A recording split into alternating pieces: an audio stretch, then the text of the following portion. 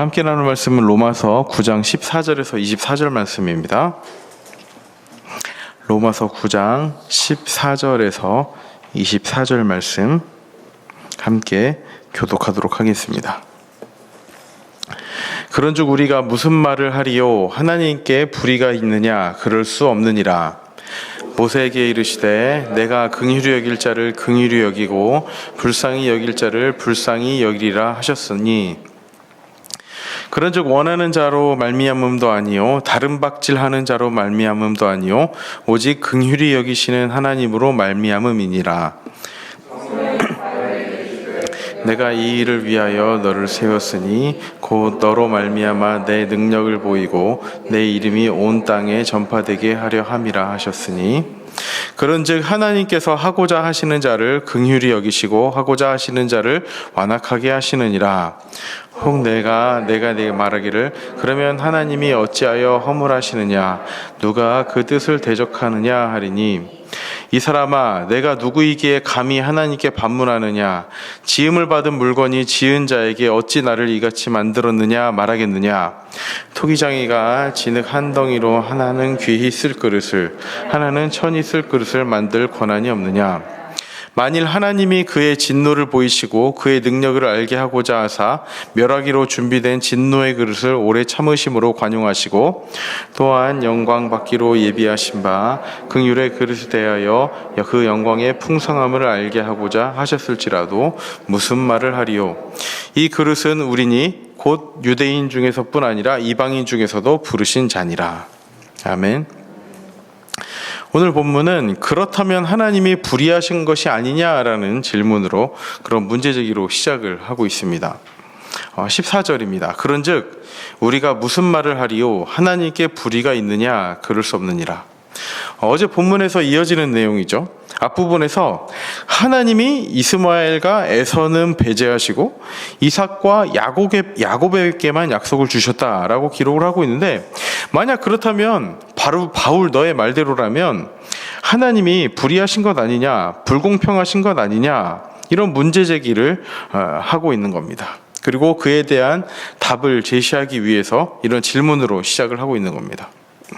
누구는 약속을 받고 또 누구는 약속을 받지 않고, 얼핏 보기에는 하나님이 이스마엘과 에서에게는 공정하지 않으신 것 같기도 합니다. 그러나 바울은 이러한 문제 제기에 대해서 단호하게 결코 그렇지 않다라고 이야기를 합니다. 그리고 그 대답의 근거로 출애굽 사건을 말씀하고 있습니다. 출애굽기 33장을 보면은 모세가 하나님께 하나님의 영광을 보여주십시오, 주님의 영광을 보여주십시오 라고 간청을 합니다. 하나님은 그에 대해서 이렇게 말씀하십니다. 나는 내가 긍휼히 여기는 사람을 긍휼히 여기고 불쌍히 여기는 사람을 불쌍히 여길 것이다 라고 대답을 하시면서 그의 간청을 들어주십니다. 바울은 이 사건에 대해서 16절과 같이 설명을 합니다.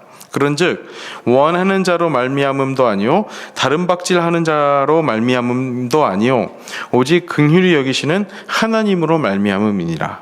즉 이 사건이 하나님을 영광을 보았던 이 사건이 모세의 바람이나 노력이기 때문에 이루어진 것이 아니라 하나님의 긍휼에 의해서 이루어진 사건이라는 것입니다. 즉 하나님의 영광을 볼 수 있는 것도 하나님께서 우리에게 긍휼을 베풀어 주셔야 가능하다는 것을 이야기하고 있습니다. 그리고 한 가지 사건이 더 기록이 되어 있는데, 출애굽기 9장에 하나님께서 바로에게 하신 말씀입니다. 바로에게 이렇게 이야기를 하십니다. 내가 너를 세운 것은 너에게 내 능력을 보여주고 내 이름을 온 땅에 전파하기 위해서다. 이 말씀을 하시고는 그 7번째 재앙인 우박을 내리셨습니다. 16절의 논지가 바로 이 모세뿐만 아니라 바로에게도 적용이 되고 있는 겁니다. 이 사건도 바로의 거부가 아니라 바로가 하나님의 그 영광을 거부해서, 그리고 자기의 뜻대로 된 것이 아니라 하나님의 역사라는 것입니다. 지금까지 내용을 정리한 것이 18절의 말씀입니다. 18절입니다. 그런즉 하나님께서 하고자 하시는 자를 긍휼히 여기시고 하고자 하시는 자를 완악하게 하시느니라. 즉 모든 주권이 하나님께 있다는 것을 강조하고 있습니다.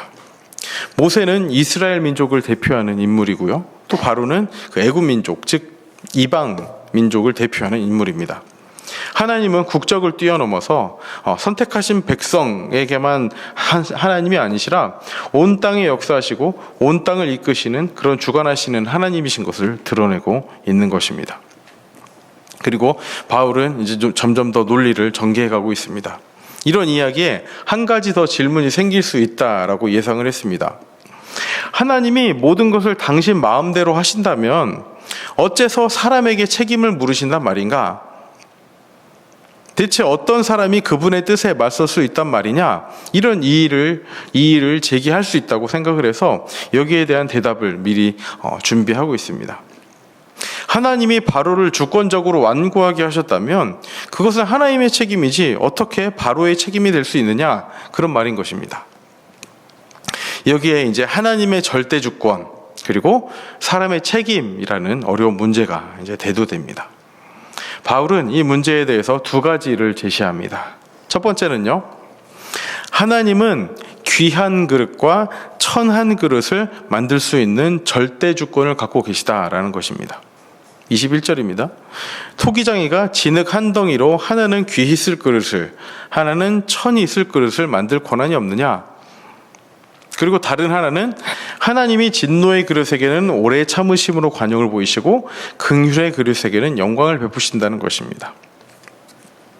토기장이 이야기가 나오죠. 토기장이는 자신이 사용하는 진흙에 대해 절대적 권한을 자유롭게 행사합니다. 토기장이는 보기 좋은 귀한 그릇을 만들 수도 있고 또 예쁘진 않아도 일상에서 자주 쓰이는 그릇을 만들 수도 있습니다. 심지어는 마음에 들지 않는 그릇을 폐기할 수도 있습니다. 토기장이의 이런 행동에 대해서 진흙이 뭐라고 할 수 있는 것은 전혀 없습니다. 진흙은 전적으로 토기장이의 것이기 때문입니다. 그리고 토기장이의 선택은 언제나 정당합니다. 바울은요, 이 토기장이의 비유를 가지고 이방인들을 구원하시는 하나님의 공평하심을 이야기합니다. 유대인들이 볼 때 이방인들은 그 멸망당에 마땅한 존재들이었습니다. 그런데 하나님이 이방인들을 구원의 그릇으로 선택을 하셨습니다. 이러한 하나님의 선택은 전적인 하나님의 주권이며 모든 사람에게 베푸시는 자비의 공평함을 드러내는 것이라고 바울은 말합니다. 우리도 이방인이었죠. 하나님을 알지 못하는 죄인, 하나님이 없이는 멸망할 수밖에 없는 그런 이방인이었습니다. 그렇지만 하나님의 절대적인 주권으로 우리는 하나님을 믿게 되었습니다. 하나님의 백성이 된 것이죠. 동시에 우리는 때로는 유대인이 되기도 합니다. 여기서 유대인이 된다는 것은 어떤 의미인가 하면 마치 유대인, 이방인, 선을 그어서 이방인들을 정죄하는 그런 존재로 설 때가 있다는 것입니다. 믿지 않는 어떤 사람들에 대해서 평가를 하고 판단한다는 것이죠. 어떻게 저 사람이 하나님을 믿을 수가 있지? 어떻게 저 사람에게는 하나님의 택하심이 없어라고 우리가 단정 짓는다는 것이죠. 지금까지 유대인들이 했던 실수는 그것입니다. 이방인들에 의해서 판단을 하고 정죄를 하고 자신들의 생각으로 저 사람에게는 구원이 있어 없어 라고 단정 짓는 그런 역할을 했던 유대인들의 모습이 있었습니다. 거기에 대해서 바울이 오늘 전하는 말씀은 하나님께서 주시는 메시지는 무엇인가 하면 그렇게 생각하는 너도 진흙이다라는 것입니다. 너는 선택받았다고 선택받은 것이 다른 사람보다 월등히 높아지는 것 같이 보이지만 그렇지만 너도 진흙이다라는 것입니다. 그리고 네가 평가하는 그 사람도 하나의 진흙이다. 하나님께서 사용하시는 진흙이다라는 것입니다. 공평하신 하나님은요, 우리를 선택하시고 구원하셔서 하나님의 자녀로 삼으셨습니다. 그 누구도 이러한 하나님의 주권 행사에 이의를 제기할 수 없습니다. 진흙이라는 거죠. 계속 우리는 반문할 수 있습니다. 하나님이 어떻게 이러실 수 있는가? 하나님이 어떻게 나에게 이렇게 행하실 수 있는가? 라고 얘기할 수 있지만 그 가운데 오늘 주시는 말씀은 무엇인가 하면 너는 진흙이다. 오히려 하나님께서 죄인에게 긍휼을 베푸시고 자비를 베푸셔서 하나님의 백성 된 것을 찬양함이 마땅이지 하나님을 원망하는 것은 하나님의 어떤 그런 결정에 대해서 우리가 어떤 토를 할 수 있는 것은 아무것도 없다라고 이야기를 하는 것입니다. 여기에 대해서 우리는 이렇게 반응해야 할 것입니다. 하나님께서 우리의 삶을 다스려 주시도록 우리 자신을 더욱 그분의 주권에 내어 맡기는 믿음의 삶을 살아야 할 것입니다. 내가 토기장이가 아니라 나는 진흙, 일개 진흙에 불과하다는 것, 그리고 하나님께서 그 진흙으로 나를 빚어져 가신다는 것, 그것을 믿고 의지하며 살아가는 것이 우리의 마땅한 삶일 것입니다. 마치 진흙이면서 토기장이가 된 것처럼 다른 사람에 대해서, 어떤 상황에 대해서 판단하고 평가하고 절대자의 위치에 있는 것이 아니라 그 절대자의 자리에서 내려와 내가 진흙임을 고백하는 것이 우리의 마땅한 삶임을 오늘 본문은 이야기를 하고 있습니다. 주권은 하나님께 있음을 고백하며 나는 한낱 진흙에 불과한 존재란 것을 잊지 않고 살아가는 저와 여러분들이 되시기를 진심으로 소망합니다. 다 함께 기도하겠습니다. 하나님 아버지, 우리는 이방인이었습니다. 정말 하나님이 없이는 단 한순간도 살 수 없는 그런 존재가 되었음을 고백합니다. 정말 죽을 수밖에 없는, 죽음으로 향하고 있던 우리에게 새 생명을 주신 그런 하나님을 찬양합니다. 동시에 때로는 우리는 다른 사람을 판단했던 유대인들의 모습과도 같이 이방인들을 판단하는 자로 서게 됩니다. 저희의 그런 완악한 부분을 용서하여 주시고 하나님, 우리가 진흙임을 고백하게 하여 주시옵소서. 우리도 이방이었음을 고백하며 유대인으로서 다른 사람을 정죄하는 자리에 서는 것이 아니라 그런 판단의 자리에서 내려와 똑같은 진흙임을 고백할 수 있도록 인도하여 주시옵소서. 모든 주권은 하나님께 있음을 고백하며 그 하나님을 믿고 따르며 나는 한낱 진흙에 불과하다고, 하나님이 없이는, 하나님이 빚지 않고서는 아무 존재의 의미와 이유가 없음을 고백하며 나아가는 우리가 되게 해달라고, 그렇게 간절히 하나님을 찾는 우리가 될 수 있도록 인도하여 주시옵소서. 주님의 주권을 의지합니다. 주님의 주권을 신뢰합니다.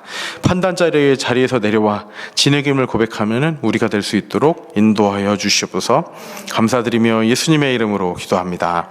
아멘.